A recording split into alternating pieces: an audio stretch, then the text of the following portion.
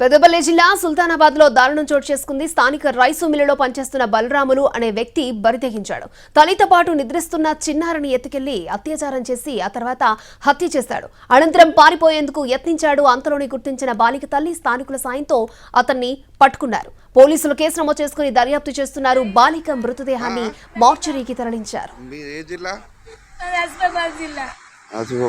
ఏమైంది మీ పాపకు? ఏమైంది?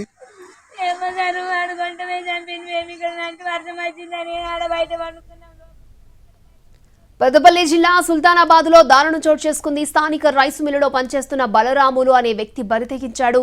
తల్లితో పాటు నిద్రిస్తున్న చిన్నారిని ఎత్తుకెళ్లి అత్యాచారం చేసిన తర్వాత హత్య చేశాడు. అనంతరం పారిపోయేందుకు యత్నించాడు. అంతలోని గుర్తించిన బాలిక తల్లి స్థానికుల సాయంతో అతన్ని పట్టుకున్నారు. పోలీసులు కేసు నమోదు చేసుకుని దర్యాప్తు చేస్తున్నారు. బాలిక మృతదేహాన్ని మార్చురీకి తరలించారు.